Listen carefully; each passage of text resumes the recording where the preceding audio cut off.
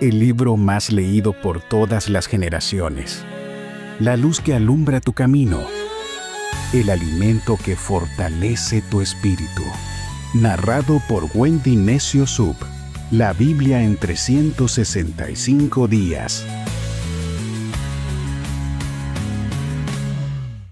Día 19 de 365 días. Éxito en todo con Dios. Y esto lo vemos en Génesis capítulo 39, verso 2, que dice: el Señor estaba con José, por eso tenía éxito en todo mientras servía en la casa de su amo egipcio. Hoy nos sumergiremos en la extraordinaria historia de José, un hombre que lo perdió todo menos a Dios.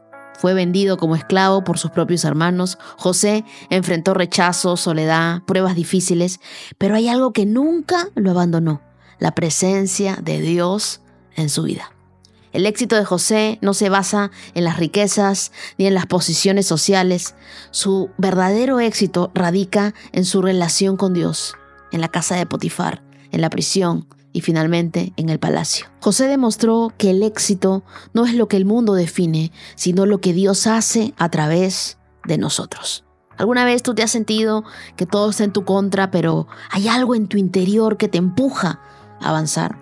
Ayer nosotros leímos sobre Fares y sobre Sara en el último verso, en Génesis 38, versos 27 y 29.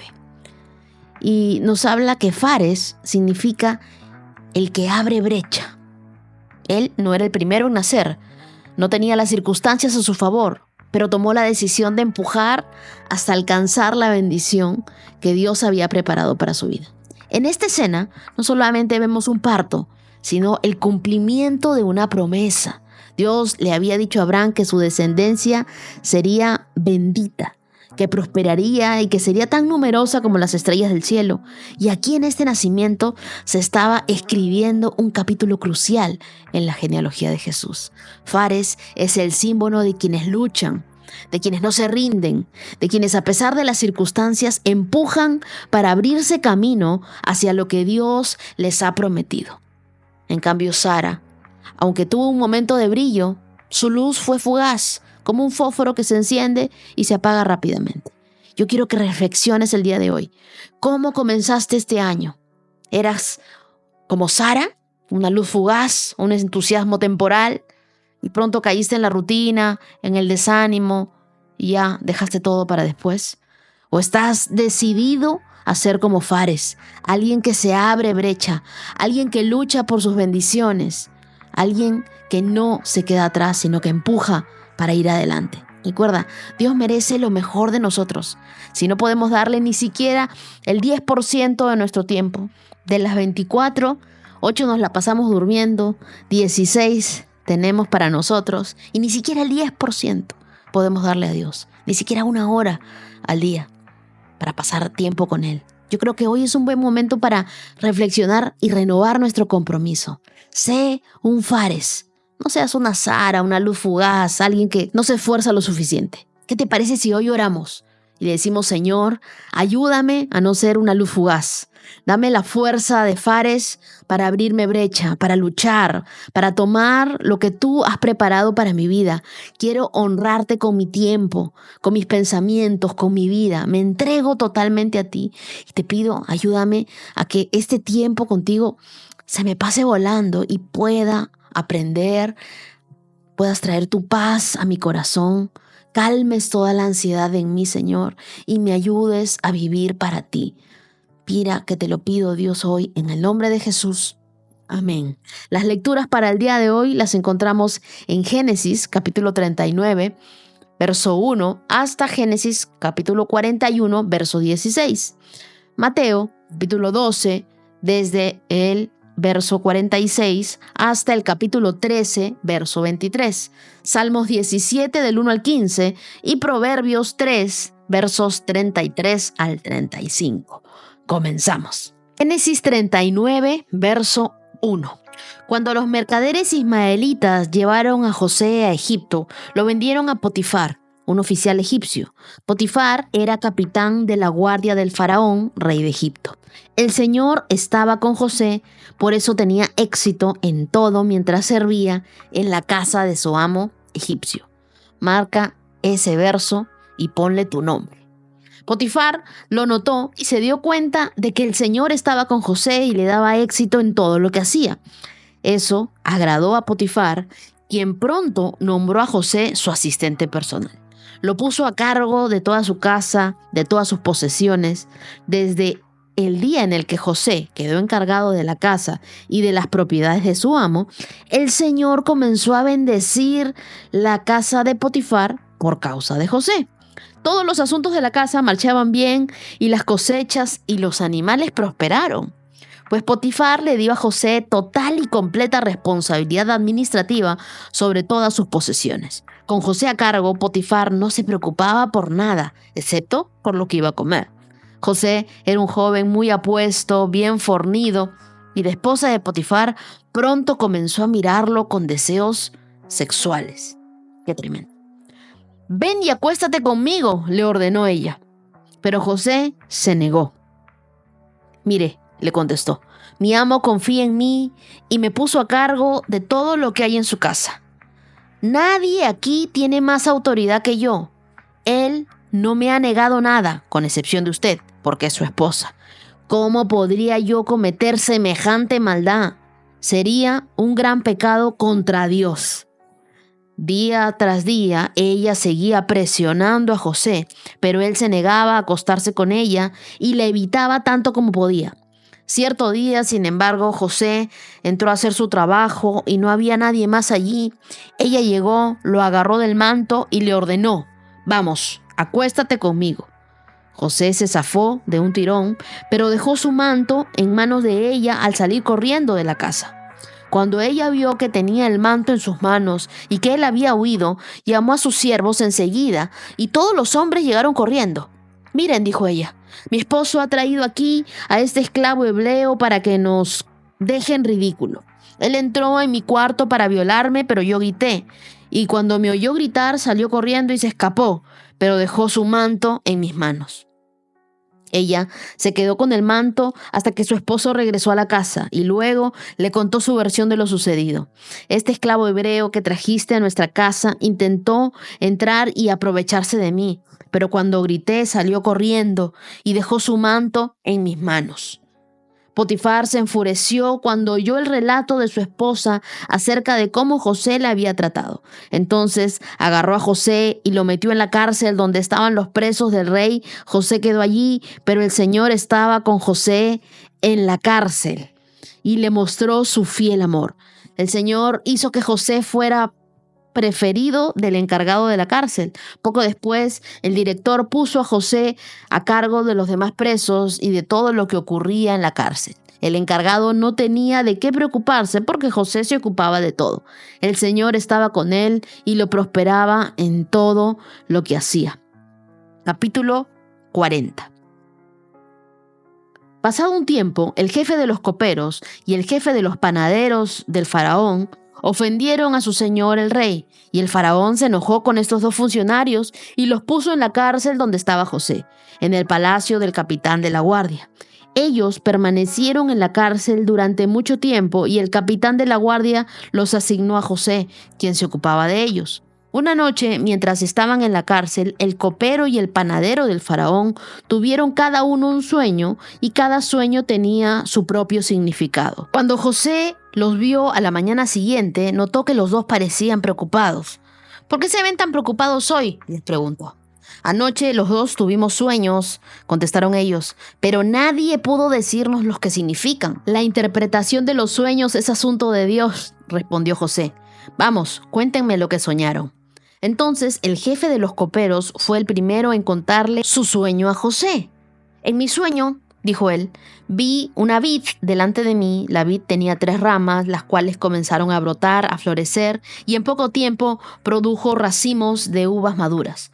Yo tenía la copa del faraón en mi mano, entonces tomé un racimo de uvas, exprimí el jugo en la copa y después puse la copa en la mano del faraón». «El sueño significa lo siguiente», dijo José. «Las 3 ramas representan 3 días. Dentro de 3 días el faraón te levantará y te pondrá nuevamente en tu puesto como jefe de los coperos. Te pido que te acuerdes de mí y me hagas un favor cuando las cosas te vayan bien. Háblale de mí al faraón para que me saque de este lugar, pues me trajeron secuestrado desde mi tierra, de la tierra de los hebreos, y ahora estoy aquí en la cárcel, aunque no hice nada para merecerlo. Cuando el jefe de los panaderos vio que José había dado una interpretación tan positiva al primer sueño, le dijo a José: yo también tuve un sueño. En mi sueño habían 3 canastas de pasteles blancos sobre mi cabeza, y en la canasta de arriba había todo tipo de pasteles para el faraón, pero llegaron las aves y se lo comieron de la canasta que estaba sobre mi cabeza. Ese sueño significa lo siguiente, le dijo José: las 3 canastas también representan 3 días. En 3 días el faraón te levantará y atravesará tu cuerpo con un poste. Las aves llegarán y picotearán tu carne. 3 días después era el cumpleaños del faraón, quien preparó un banquete para todos sus funcionarios y su personal, así que llamó al jefe de los coperos y al jefe de los panaderos para que se unieran a los demás funcionarios. Entonces restituyó al jefe de los coperos a su cargo anterior para que volviera a entregar al faraón su copa. Pero el faraón atravesó al jefe de los panaderos con un poste, tal como José había predicho cuando le interpretó el sueño. Sin embargo, el jefe de los coperos del faraón se olvidó de José por completo y nunca más volvió a pensar en él. Capítulo 41. 2 años después, el faraón soñó que estaba en pie a la orilla del río Nilo. En su sueño vio 7 vacas gordas y sanas que salían del río y que comenzaban a pastar entre los juncos. Luego vio otras 7 vacas que salían del Nilo detrás de ellas, pero eran flacas y raquíticas. Esas vacas se pusieron junto a las vacas gordas en la ribera del río. Las vacas flacas y raquíticas se comieron a las 7 vacas gordas y sanas. En ese momento del sueño, el faraón se despertó. Y después volvió a dormirse y tuvo un segundo sueño. Esta vez vio 7 espigas llenas de grano, robustas, hermosas, que crecían en un solo tallo. Y luego aparecieron otras 7 espigas de grano, pero estaban resecas y marchitas por el viento oriental. Entonces las espigas secas se tragaron a las 7 espigas robustas y bien formadas. Y el faraón volvió a despertarse y se dio cuenta de que era un sueño. A la mañana siguiente, el faraón estaba muy perturbado por los sueños, entonces llamó a los magos o a los sabios de Egipto. Y cuando el faraón le contó sus sueños, ninguno de ellos pudo decirle lo que significaban. Finalmente, habló el jefe de los coperos del rey. Hoy he recordado mi falla, le dijo al faraón. Hace un tiempo usted se enojó con el jefe de los panaderos y conmigo y nos encarceló en el palacio del capitán de la guardia. Una noche el jefe de los panaderos y yo tuvimos cada uno un sueño y cada sueño tenía su propio significado. Con nosotros en la cárcel había un joven hebreo que era esclavo del capitán de la guardia. Nosotros le contamos nuestros sueños y él nos explicó el significado de cada sueño. Y todo sucedió tal como él lo había predicho.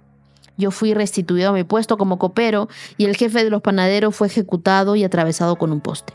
El faraón mandó a llamar a José de inmediato y enseguida lo trajeron de la cárcel y después de afeitarse y cambiarse de ropa, José se presentó ante el faraón. Entonces el faraón le dijo: anoche tuve un sueño y nadie puede decirme lo que significa, pero me enteré de que cuando tú oyes un sueño puedes interpretarlo. No está en mis manos el poder de hacerlo, respondió José, pero Dios puede decirle lo que su sueño significa y darle tranquilidad.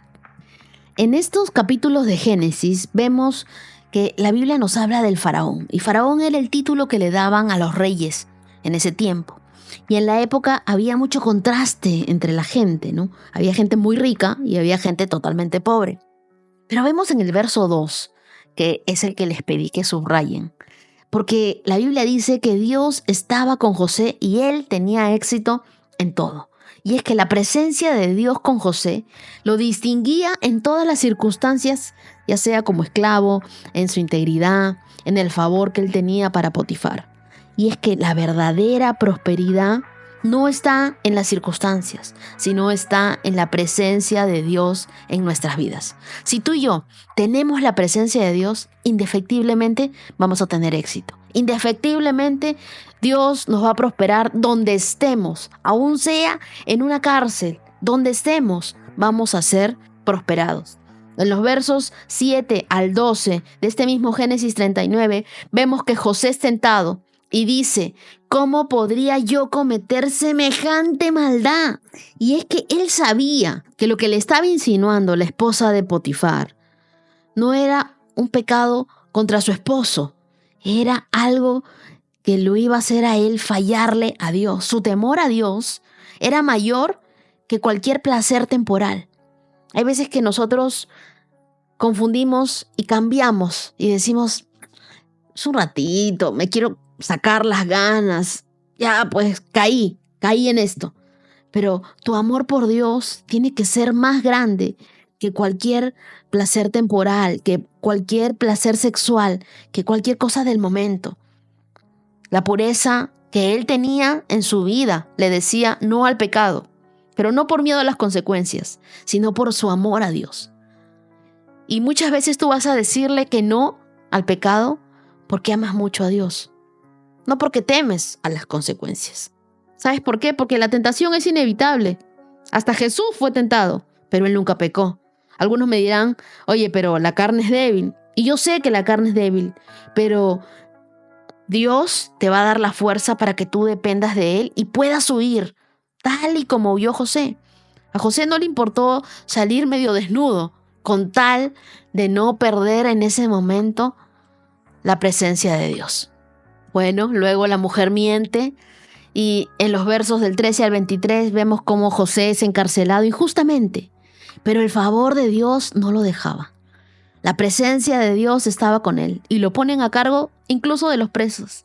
Y es que Dios siempre transforma las cárceles oscuras en oportunidades. En ese momento, José fue procesado por Dios. ¿Y saben qué? Él estuvo 2 años en la cárcel. La adversidad es ese taller donde Dios nos moldea. Es ese lugar preciso donde Dios elige cambiarnos.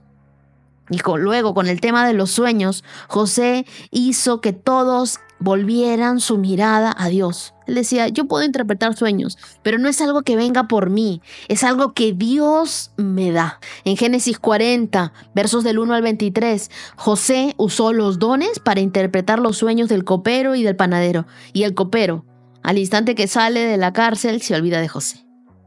Quiero decirte algo: no te sorprendas de la gente malagradecida, gente que se olvide de todo lo que tú le ayudaste. Tú confía en Dios, tal y como lo hizo José. Eso hará que vengan las oportunidades de donde tú menos lo esperas. Siempre dale la gloria a Dios, dale el mérito a Dios, tal y como lo hizo José.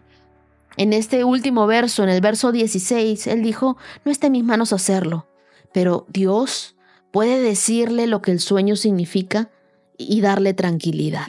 Mira, yo me reía porque los magos no pudieron resolver ni interpretar el sueño. Su poder satánico no fue suficiente, pero Dios sí podía, a través de José. Las pruebas no son el final de la historia. El proceso es necesario para nuestras vidas y Dios nos va moldeando en el camino. Espero con ansias el día de mañana para terminar esta historia que está llena de mensajes. Mateo capítulo 12, verso 46 en adelante. Mientras Jesús hablaba con la multitud, su madre y sus hermanos estaban afuera y pedían hablar con él. Alguien le dijo a Jesús: tu madre y tus hermanos están parados afuera y desean hablar contigo. Jesús preguntó: ¿quién es mi madre? ¿Quiénes son mis hermanos? Y luego señaló a sus discípulos y dijo: miren, estos son mi madre y mis hermanos. Pues todo el que hace la voluntad de mi Padre, que está en el cielo, es mi hermano y mi hermana y mi madre. Capítulo 13 de Mateo. Más tarde, ese mismo día, Jesús salió de la casa y se sentó junto al lago.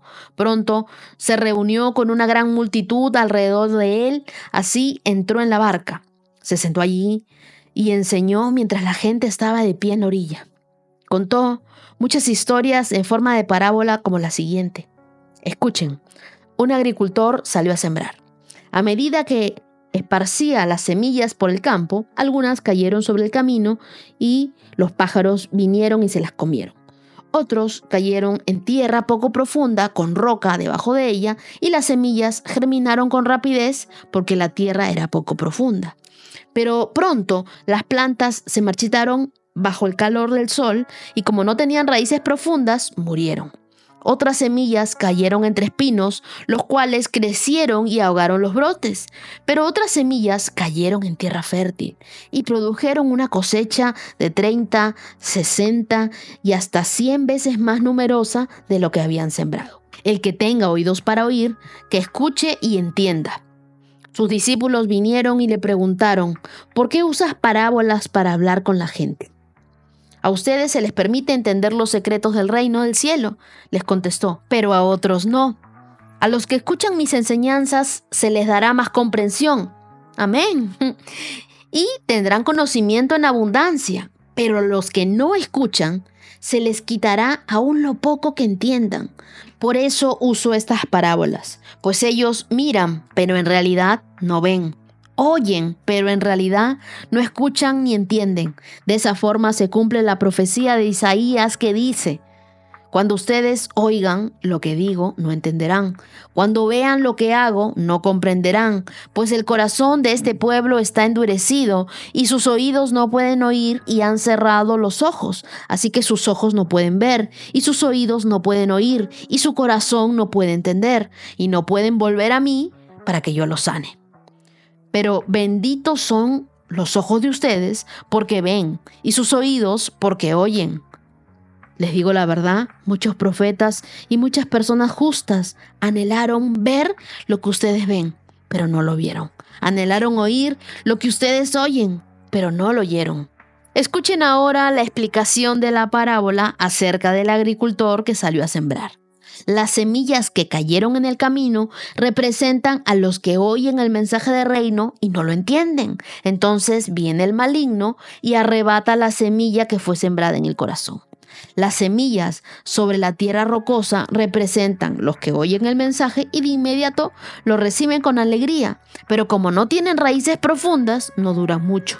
En cuanto tienen problemas o son perseguidos por creer en la palabra de Dios, caen, y las semillas que cayeron entre los espinos representan a los que oyen la palabra de Dios, pero muy pronto el mensaje queda desplazado por las preocupaciones de la vida y el atractivo de la riqueza, así que no se produce ningún fruto. Las semillas que cayeron en buena tierra representan a los que de verdad oyen y entienden la palabra de Dios y producen una cosecha 30, 60 y hasta 100 veces más numerosa de lo que se había sembrado. En Mateo 13 vemos que las parábolas de Jesús obligaban a los oyentes a buscar la verdad y se las ocultaban a los perezosos o a los muy tercos para conocer la verdad. Cada parábola siempre tiene un significado principal. Por ejemplo, la semilla es la palabra de Dios, que siempre es viva, poderosa, pero tú escoges qué tipo de terreno serás hoy. Dios no discrimina. Él lanza las semillas y Él nos ofrece su palabra siempre a todos. Pero vemos distintos tipos de tierra. Por ejemplo, en los versos 4 y versos 19 vemos que hay semillas que están en el camino. Y esto me habla de un corazón distraído. Un corazón que pierde lo que Dios quiere plantar en él. Escuchan, pero no comprenden. Viene el enemigo y les roba la verdad antes de que eche raíces. Y eso pasa con muchos que iniciaron leyendo, pero el día de hoy ya dejaron el reto de lado.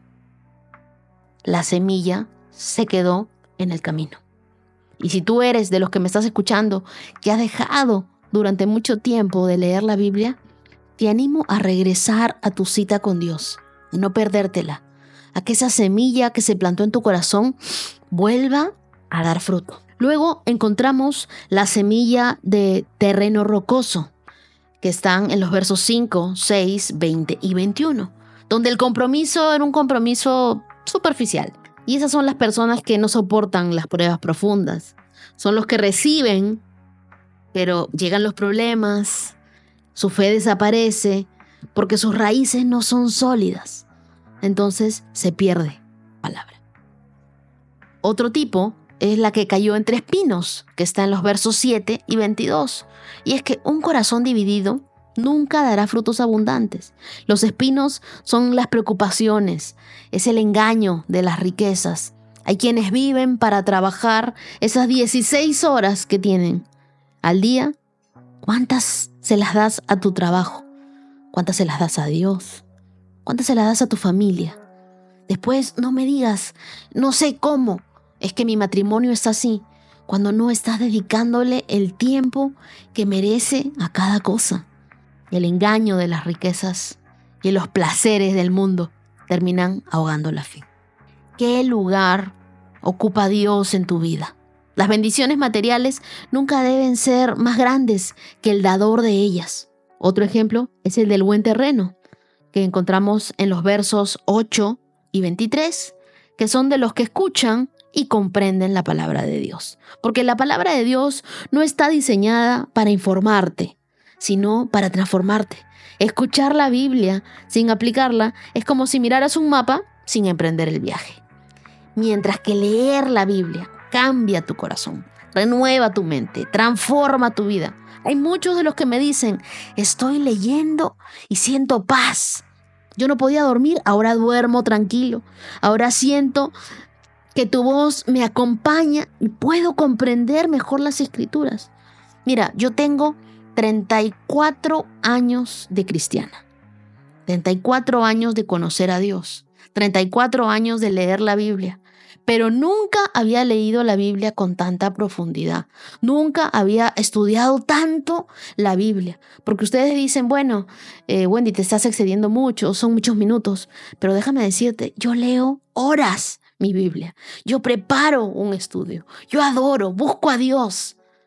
A veces se me van 3, 4 horas. Mi familia me dice, ¿qué estás haciendo tanto? Estoy leyendo la Biblia, le digo.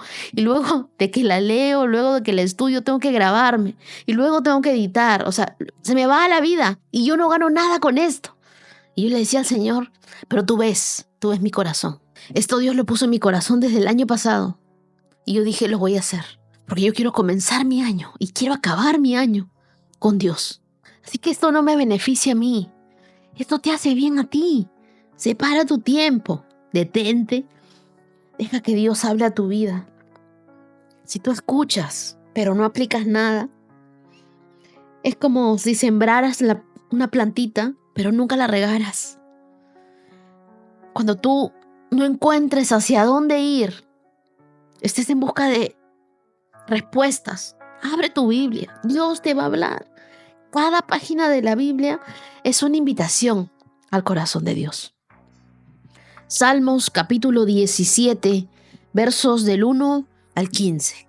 Algunos me preguntaban, ¿y por qué leemos los salmos? Porque los salmos nos ayudan a orar. Lee los salmos como si fueran una oración. Mira, oh Señor, escucha mi ruego pidiendo justicia. Escucha mi grito de auxilio. Presta oído a mi oración, que proviene de labios sinceros. Declárame inocente, porque tú ves a los que hacen lo correcto. Pusiste a prueba mis pensamientos y examinaste mi corazón durante la noche.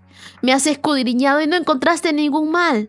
Estoy decidido a no pecar con mis palabras. He seguido tus mandamientos, los cuales me impidieron ir tras la gente cruel y perversa. Mis pasos permanecieron en tu camino y no he vacilado en seguirte. Oh Dios, a ti dirijo mi oración, porque sé que me responderás. Inclínate y escucha cuando oro. Muéstrame tu amor inagotable de maravillosas maneras. Con tu gran poder rescatas a los que buscan refugiarse de sus enemigos. Cuídame como cuidarías a tus propios ojos. Escóndeme bajo la sombra de tus alas. Protégeme de los perversos que me atacan, del enemigo mortal que me rodea. No tienen compasión. Escucha cómo se jactan. Me rastrean y me rodean, a la espera de cualquier oportunidad para tirarme al suelo. Son como leones hambrientos, deseosos por despedazarme, como leones jóvenes escondidos en emboscada. Levántate, oh Señor, y enfréntalos. Haz que caigan de rodillas. Con tu espada rescátame de los perversos. Con el poder de tu mano, oh Señor, destruye a los que buscan su recompensa en este mundo, pero sacia el hambre de los que son tu tesoro. Que tus hijos tengan abundancia y dejen herencia a sus descendientes, porque soy recto y te veré. Cuando despierte te veré cara a cara y quedaré satisfecho. Aquí, en este salmo hermoso, en los versos del 1 al 5, vemos cómo Dios escucha las oraciones que nacen de un corazón sincero, de un corazón íntegro. Y en los versos del 6 al 9, es que Dios siempre está dispuesto a escuchar a los que confían en Él. Entonces ora con la certeza de que Dios está cerca y que cada palabra que tú dices llega a Él. En el verso 8 encontramos que Dios es nuestra mayor protección. La sombra de las alas de Dios representa refugio y consuelo en medio del peligro. Y en los versos 10 al 12, aunque los enemigos parezcan fuertes, gigantes, contigo está el más fuerte, el más poderoso y el más gigante. Créelo. Cuando estés pasando por momentos de peligro, recurre a este salmo y márcalo. Y dile, Señor, escucha mi oración. Proverbios 3, versos del 33 al 35. El Señor maldice la casa del perverso, pero bendice el hogar de los justos. La justicia siempre atrae la bendición de Dios, mientras que la maldad la rechaza. La diferencia entre el perverso y el justo no es solo su conducta, sino el acto que tiene en su entorno. La justicia trae paz, trae prosperidad, mientras que la perversidad destruye desde adentro.